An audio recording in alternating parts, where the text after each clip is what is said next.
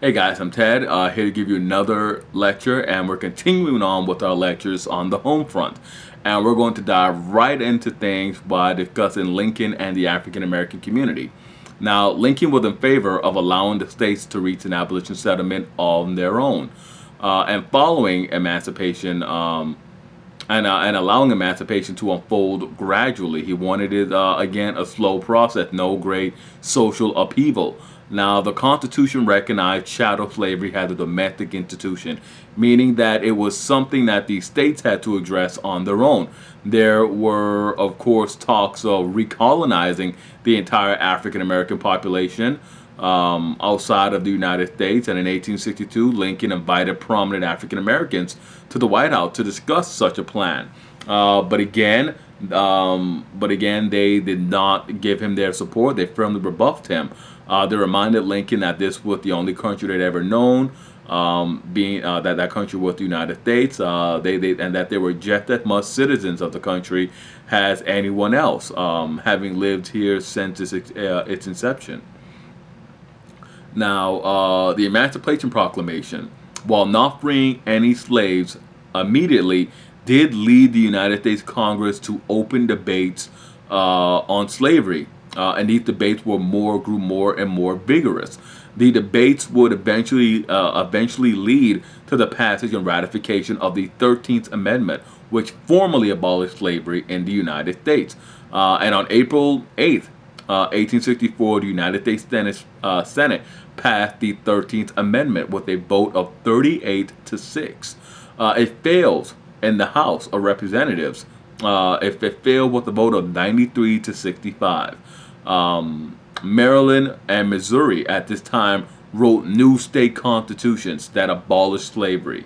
In November of 1864 and January of 1865, respectively, they put these, they wrote them and they had them ratified. They ratified these new constitutions.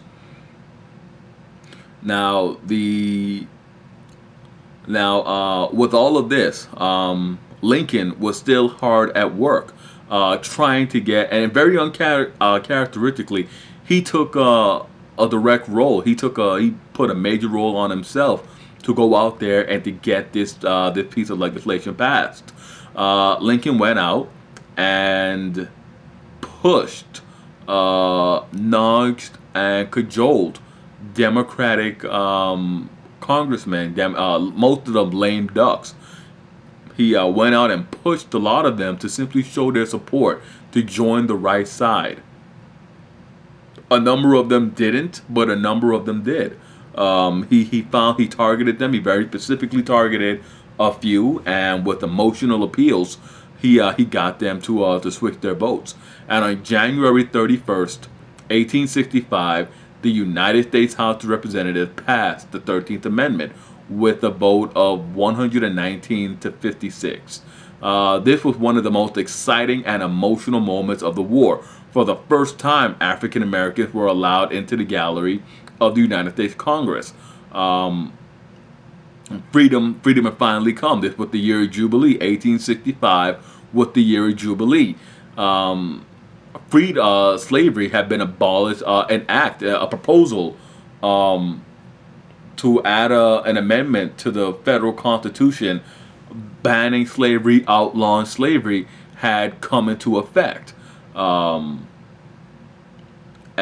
before the year ended, on December 6, 1865, the 13th Amendment was officially ratified and came into effect as law when Georgia became the 27th state to ratify it. Georgia ratifying it gave it a two-thirds majority. And of course, for an amendment to take effect, two-thirds of the states have to agree to it. Georgia became the 27th state, ratified it, and it became it became law. Now, from there, we move on to examine the impact and the role that African American soldiers had on the prosecution of the United States Civil War. And nearly 200,000, roughly between 180 and 205,000 black men served as soldiers during the United States Civil War. There was heavy opposition and lobbying for the enlistment of black men. It was heavy opposition and heavy lobbying on both sides. Most people in the United States were initially wary of arming a large amount of African American men and sending them into combat. They were unsure of the reliability of the African Americans in combat, and they were even more uneasy with the thought of African American men fighting against and killing European American men, even if these European American men were traitors in their eyes. Those who lobbied for African Americans to get involved into the war saw their numbers and support for them increase. Had the need for soldiers and sailors grew, had the battles grew larger and bloodier, and had to became more and more important to in effect maintain that blockade on southern ports. Now, the supporters of allowing black men or African American men to fight, they pointed to the war and the battle being an area where African American men could actively contribute to the United States. In the end, the need for soldiers and sailors turned around opinions. In the United States, and African American men flooded into the ranks. But I do want to caption this by saying that many people said that yes, we should let them fight. It doesn't make sense for us to do all the dying. Let them go. Let them fight. Let them die. It was a very cynical way of thinking, but it did allow African American men to get active in what was in their eyes the fight for freedom. Now, the presence of African American soldiers also served as a tremendous psychological tool against the Confederate States, especially slave owners. Most of the men were former slaves who, by escaping the Confederate States, dealt two blows to Confederate war effort. One, they denied their labor to the Confederate States. They denied their labor to the Confederate war effort, either in the agricultural or industrial capacity. They were denying their labor. And two, as soldiers in the United States armies, they were fighting against the Confederate States. So they, one, denied their labor, and then two, just added to the number of soldiers the Confederates now had to contend with. Now, the more soldiers the United States had, the more pressure could be applied to the Confederate States. The presence of African Americans on the battlefield was also a severe blow to many Confederate soldiers. They were confronted with an alarming sight, that is, their former slaves armed and sent to do battle with them. Again, this is harkening back to our previous lecture where we talked about the fears that John Brown aroused. John Brown came to the South specifically to arm slaves. Many people in the South pointed to the fact that slavery and slaves could never be safe because the Republicans were all secret abolitionists, secret John Brown supporters. This seemed to vindicate that in the minds of many. Here we are fighting a war against them, fighting white man to white man, and then all of a sudden these radicals, these John Browns, first convince our slaves to escape, and then arm our slaves, and now send the slaves to fight us. This was a truly terrifying incident, and one that seemed to justify their fears. And in many ways it did, because most of the men who were sent to do battle against them were former slaves. There wasn't a whole lot it wasn't a very large free person population in the United States to begin with. Now, initially, the introduction of African Americans into the United States military was very difficult. They were segregated, that is, they were placed in separate units apart from the European American soldiers. They were paid less. They were paid $10 while their contemporaries were paid $13, even though they had been told that they were going to be paid $13. And on top of that $13, their contemporaries received a clothing allowance. Now, Those discrepancies were not changed until late in 1864. Sorry about that. Those discrepancies were not changed until late in 1864. They were commanded by white officers almost exclusively. And it made sense in the beginning because there were very few African Americans who had any sort of military training. But certainly, had the war grew on, had the war wore on, it would have made sense to promote some of the black men from the rank. But that didn't happen. They were led almost exclusively by European American commanders, officers. Um, they they were often relegated to performing menial tasks like constructing fortifications, improving roads, laying tracks, and guarding supply lines. They did not get many opportunities to prove themselves in battle. But when they did get into combat, they compiled a record similar to their contemporaries, similar to the European American contemporaries. Some did phenomenal, some did poorly. Some of the better known incidents of the Marshal Service came at Port Hudson in 1863. They're the famous assault on Battery Wagner in South Carolina, Battery or Fort Wagner in South Carolina, and most notoriously, you had the Crater in Virginia, New Market Heights in 1864. Most of these battles saw a number of African Americans receive the Medal of Honor for their actions, particularly New Market Heights. Many observers were impressed and had their minds changed by the actions of African American soldiers. Now, on the other hand, the Confederate States did not offer quarters to African American soldiers. They had some very harsh and almost draconian penalties. Well, not almost. The penalties were draconian that they applied to African American soldiers. They did not offer quarter to African American soldiers who tried to surrender. African American soldiers who were wounded were summarily executed.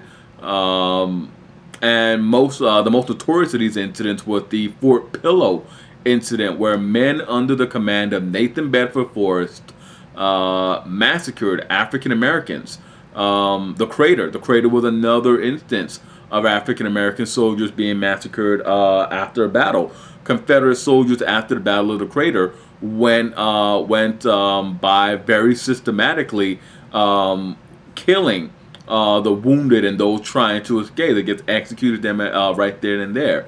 At an instance in which they captured African American soldiers, not directly engaged in combat or anything like that.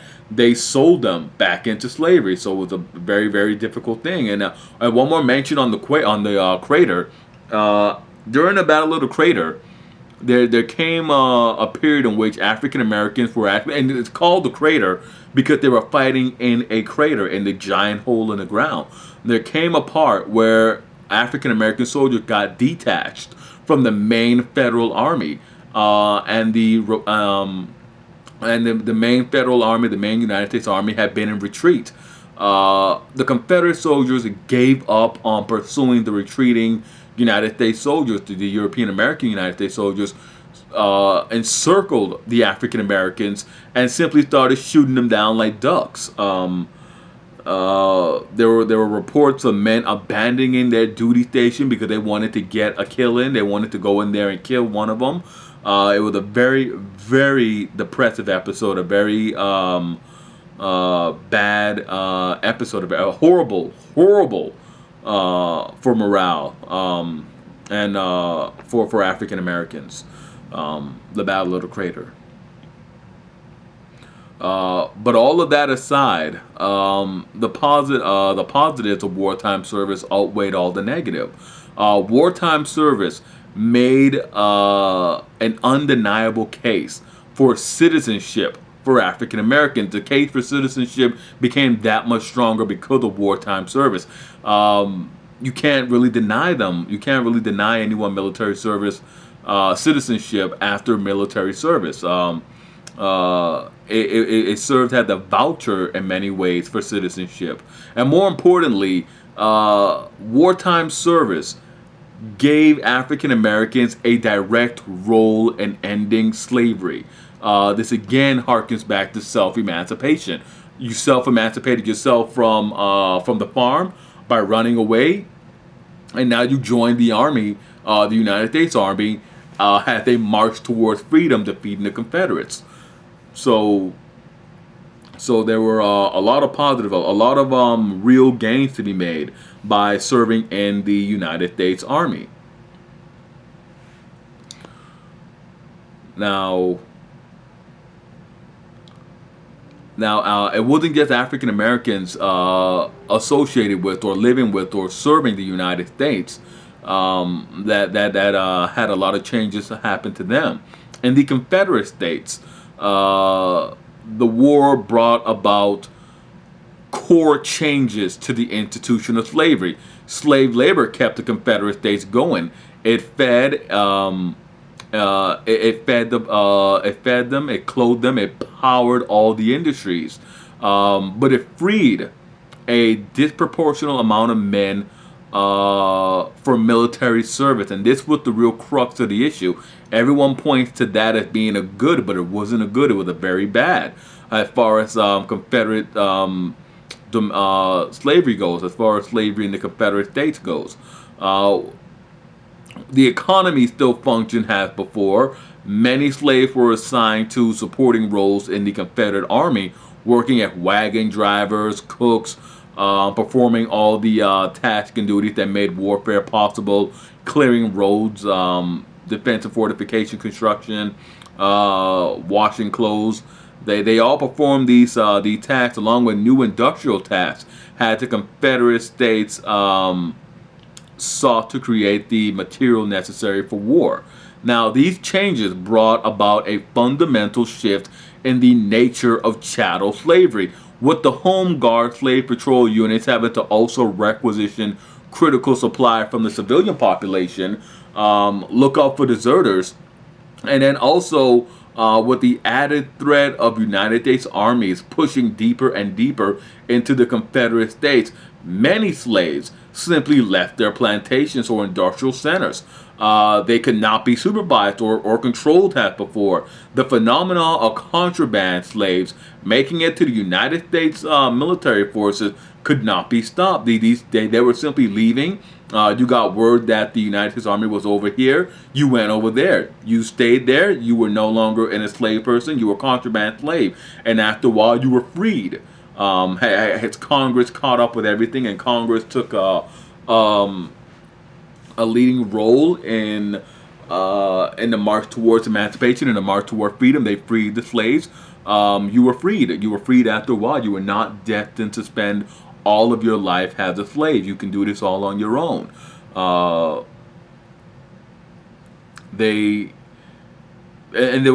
was nothing that could be done to stop this. The refugeeing of so many European Americans in the Confederate States and so many slave owners simply made it that much easier to escape. It was easier than ever to escape if you lived in the Upper South or the Mid South, the Deep South, parts of Texas, Florida. Unless you were at a coastal region where you could get on board a ship, where you could make your way to the coastline and get on board a United States warship, things continued as normal. But in other areas, it was just easier than ever before, and the slaves understood that, and they expertly exploited it, and the masters understood it, and there was nothing that they could do. There was little to nothing they can do to stop it.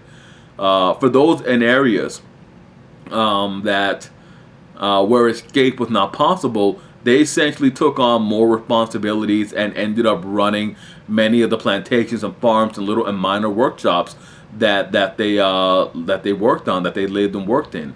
The loss of so many slaves, either as contraband slaves or to the United States Army, sent a clear message that change was coming, and it was coming rapidly, and really signaled the breakdown of the Confederate States or the slave states' social structure.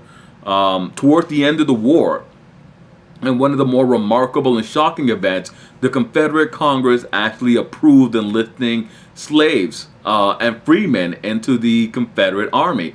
After very heated debates, it was approved. Now, the Confederate Congress did not offer freedom to these men. There was no real incentive for them to really do so. Men like Howell Cobb of Georgia, they pointed out the irony of a slave-based society arming slaves to fight in a war to preserve slavery. Now, Cobb said, the day you make soldiers out of them, the day you make soldiers out of them, is the beginning of the end of our revolution. If slaves will make good soldiers, our whole theory of slavery is wrong. If slaves make good soldiers, you cannot pretend they are not, fully function, fully realized people. You cannot say they're subhuman. You cannot say they are childlike. You cannot say any of that stuff. And as Richmond fell, as Richmond, Virginia fell to the United States, as the Confederate government pulled out, residents and approaching United States soldiers were greeted with the odd sight of African American men drilling in the street. It was one of the irony. It is one of the greatest ironies in United States history. The Civil War was the greatest watershed for African Americans in American history. 4 million people were freed from slavery, and the claim to citizenship was established. These were monumental achievements. And with those statements that we'll break here and we'll come back to continue our discussion on the home front of the United States Civil War.